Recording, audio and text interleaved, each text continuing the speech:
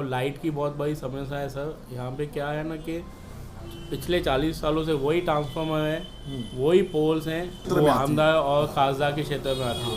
आमदर के क्षेत्र में आती है एक्चुअली। तो मैं ऐसे नहीं कि यहाँ पे उल्लासनगर में पीछे कल्याण क्षेत्र में जहाँ पे आशिला गांव है, मानेरा गांव है, वहाँ पे भी बहुत तकलीफ है। मोया नगर रोड पे बहुत तकलीफ है। सर कहीं ना कहीं नाम लेना चालू करोगे तो एसिडिटी हो जाएगी भारतीय जनता पार्टी के नेताओं को।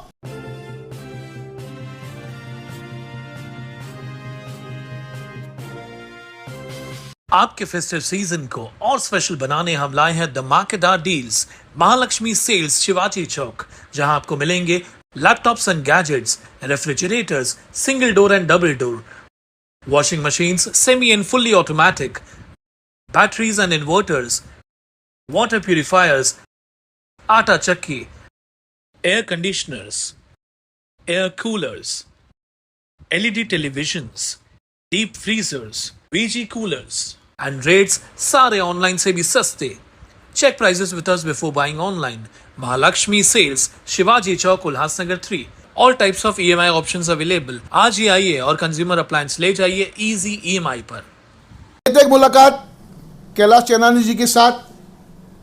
मैं आप सभी शहरवासियों को बता दूं कि 142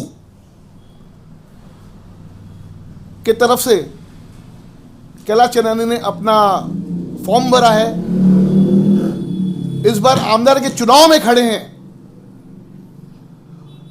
और पहले मैं आपको बता दूं सभी शहरवासियों को कि इनकी माताजी नगर सेविका थी, इनके पिताजी नगर सेवक थे।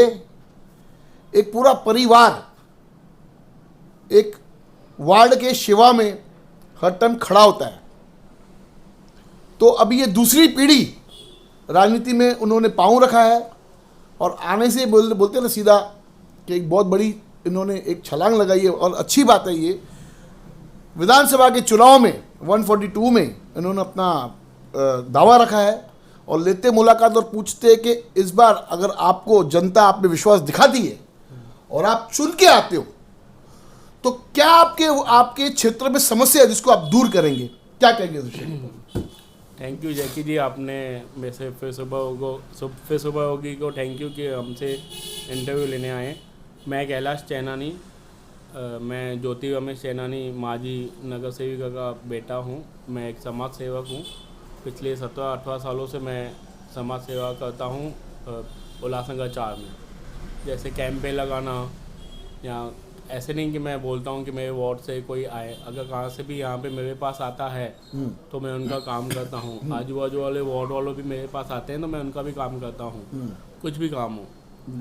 तो जैसे कि मैं बताना चाहता हूँ कि पिछले 15 सालों से हमारे उल्लासनगर क्षेत्र में जो श्रीराम से वीनस थिएटर तक आता है और 142 में ये क्षेत्र आता है। हाँ। उसमें मराठा सेक्शन का कुछ पोर्शन आता है। और मैं ये बताना चाहता हूँ कि वहाँ पे बहुत सारी तकलीफ़ें हैं। हाँ। जैसे आप श्रीराम से देखोगे कि वीनर कालानी बिल्डिंग तक, हाँ।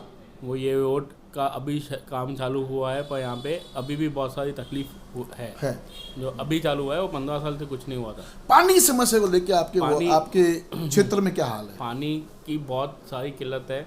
बहुत सारे MLA आए कि उन्होंने बोला कि हम लोग इतना पानी 50 MLD बढ़ाएंगे। हाँ।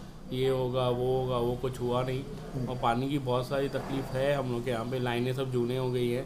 वो अभी कुछ काम है हम लोग ने चालू किए हैं और कुछ चालू हैं। हाँ। लाइनों के काम पर बहुत यहाँ पे डेवलप नहीं हुआ है। और लाइट की बहुत बड़ी समस्या है सर। यहाँ पे क्या है ना कि पिछले 40 सालों से वही ट्रांसफार्मर है, वही पोल्स हैं और नगर सेवक के अंडर में MSCB नहीं आती है। वो आमदार के क्षेत्र में आमदार और खासदा के क्षेत्र में आती है। आमदार के क्षेत्र में आती है एक्चुअली। तो मैंने वो वहाँ पे भी बहुत सारे फॉलो किए हैं। यहाँ पे वोल्टेज का बहुत प्रॉब्लम है। यहाँ पे हम लोग के यहाँ पे बहुत सारी लाइट बंद होती है। हाँ। ऐसे नहीं कि यहाँ पे उल्लासनगर में पीछे कल्याण क्षेत्र में जहाँ पे आशिला गांव है, मानेरा गांव है, वहाँ पे भी बहुत तकलीफ है। मोया नगर रोड पे बहुत तकलीफ है। वहाँ के भी लोग मेरे पास आते हैं तो मैं उनसे बात करता हूँ। और अम्बानाथ में जहाँ पे इनके इंजीनियर साहब बैठते हैं तो वहाँ पे भी मैं जाके फॉलोअप लेते रहते हैं। हाँ, मतलब जो समस्या होती है कॉमन फॉलोअप लेता हूँ। हाँ। ऐसे नहीं सिर्फ मेरे क्षेत्र के लिए, मैं सब जगह सब जगह की जहाँ जहाँ दिक्कतें आपको अगर शिकायत आती है तो आप उसको निवारण करने के लिए मैं वहाँ पे आप करस्पॉन्डिंग चालू करते हैं। तो लाइट का तो बहुत सारी प्रॉब्लम है ही यहाँ पे, पानी की प्रॉब्लम है, रोडों की तो आपको पता है, कुछ रोडें बने हैं और उसमें भी बहुत सारा भ्रष्टाचार हुआ है, वो मैं आपको नेक्स्ट इंटरव्यू में खुल के पूरा उसकी डिटेल दूंगा। और मैं ये चाहता हूँ कि मैं अभी इलेक्शन में रुका हूँ, अगर पब्लिक मेरे को कैलाश चेनानी को वोट करेंगे हम लोग सब। कैलाश चेनानी को वोट करेंगे सब लोग। बोलो आप भी। हम लोग सब कैलाश चेनानी को ही वोट करेंगे। निशानी टीवी। निशान टीवी। वन साइड वोट करेगी और मैं चुन के आया तो मैं यहाँ पे हमेशा से ही अवेलेबल रहता हूँ और मैं सबसे मिलता हूँ, मैं ग्राउंड टच हूँ, मैं उसके आगे भी ऐसे ही रहूँगा, सबसे मिलूँगा, सबसे ग्राउंड टच होऊंगा, सबसे मिल के काम करेंगे हम लोग।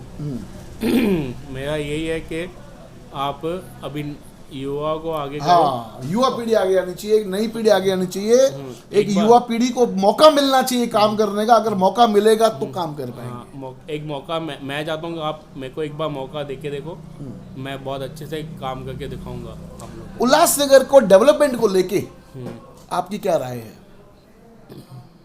डेवलपमेंट हुआ है या नहीं? सर, उल्लासनगर की जो आपको पता है हालत क्या है। देखो, एक नगर सेवक है, जैसे हम नगर सेवक है, हम अपने अंदर के रोड्स और बैरक्स हम लोग वहाँ वो उतना कर सकते हैं जितना हमको फंड मिलता है।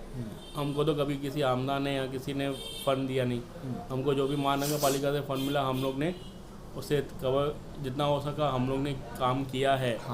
और हम लोग ने किसी भी जितना हमको फ़ंड मिला हम लोगों ने उससे ज़्यादा ही फ़ंड किया होगा। हमने खुद के पैसे भी लगा के हम बोलते हैं ठीक है, लोगों का काम हो कैसे भी हो, कैसे भी हो। पर आप रोड हालत देखो, कहाँ से भी हम लोग के बाहर से रिलेटिव आते हैं तो बोलते हैं यार आखिर उल्लासनगर कभी सुधरेगा, आखिर उल्लासनगर की परिस्थिति कभी सुधरेगी। हाँ, आखिर उल्लासनगर के रोड कभी बनेंगे, आखिर कभी उल्लासनगर शहर के ना पानी आएगा। मैं आपको बता दूं कि आज टाउन हॉल के अंदर कैलाश जी बड़ी दुखद बात है ये, और इन्होंने बड़े बड़े वादे कर दिए और ऐसे शब्दों का उपयोग किया जो कहीं ना कहीं मुझे कहीं हंसी भी आई, कहीं दुख भी हुआ। एक बड़े नेता भारतीय जनता पार्टी के प्रेस कॉन्फ्रेंस था आज, यानी वहां पर एक मीटिंग थी, वहां पर एक बड़े नेता ने कहा कि सत्य और असत्य की लड़ाई है। एक जो लड़ाई है, ये जो संघर्ष है वो अच्छाई और बुराई का संघर्ष है, सत्य और असत्य का संघर्ष है, स्वार्थ और निस्वार्थ का संघर्ष है। और राजानी साहब, मैं आपकी काफी इज्जत करता हूं कि आप मेरे गुरु हो। इस चेले की हैसियत से पूछता हूं आपसे, और अधिकार है मेरा आपसे पूछने का कि सत्य और असत्य की लड़ाई की परिभाषा क्या होती है? क्या शहर के अंदर पानी है? यह सत्य की असत्य है? असत्य है, बराबर।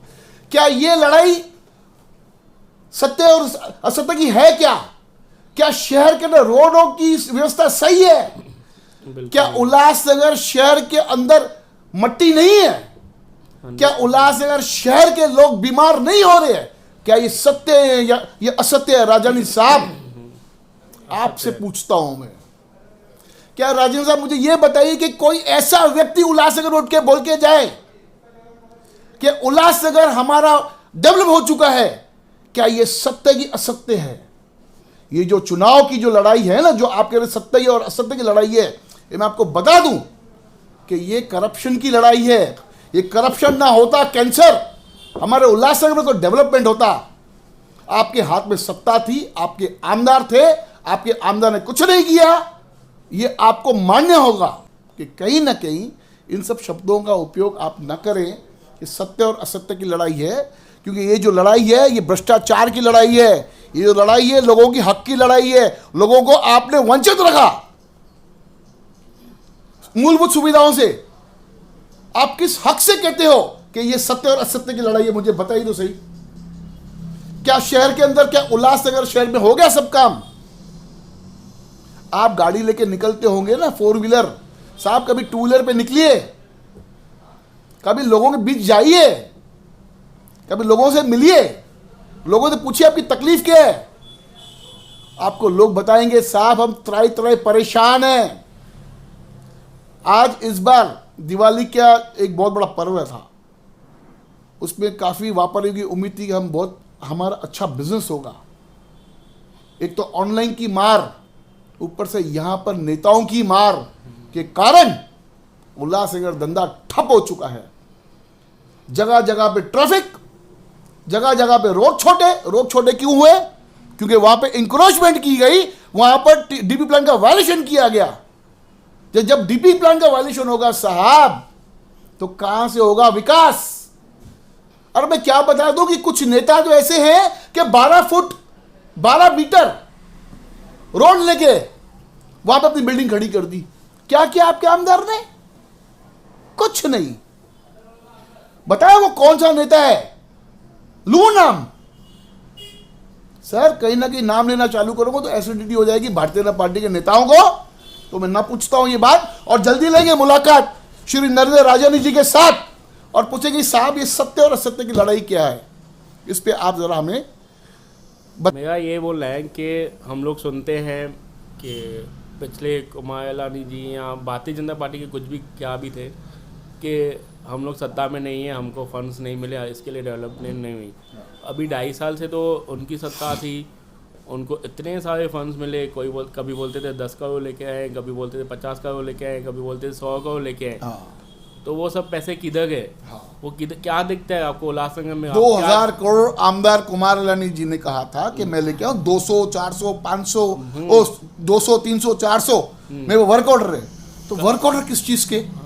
करोड़ की बात हुई, भाई हम लोग इतने करोड़ लेके आए, उतने करोड़ लेके आए। तो ऐसे नहीं सिर्फ यहाँ पे उल्लासनगर में 142 में भी बात हुई, 140 में भी बात हुई। 140 में हुआ है डेवलपमेंट, वहाँ पे वो अमरनाथ साइड में हुआ है डेवलपमेंट। वहाँ पे फंड्स दिखाई देते हैं कि वहाँ पे काम फंड्स आए तो काम हुआ है। क्योंकि 142 और 140 में मेरे को नहीं लगता कि सिर्फ पैसे आए।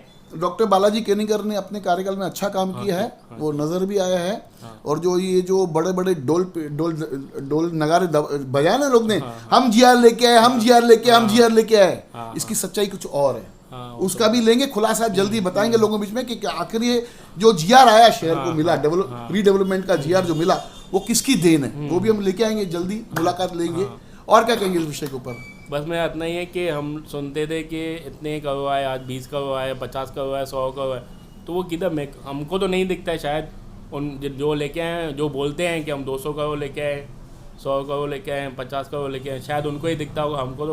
हमको हमारे पब्लिक को नहीं दिखता है कि यहाँ पे कुछ फंड्स आए हैं। धन्यवाद। देखते रहिए फिर से बागी न्यूज़ चैनल।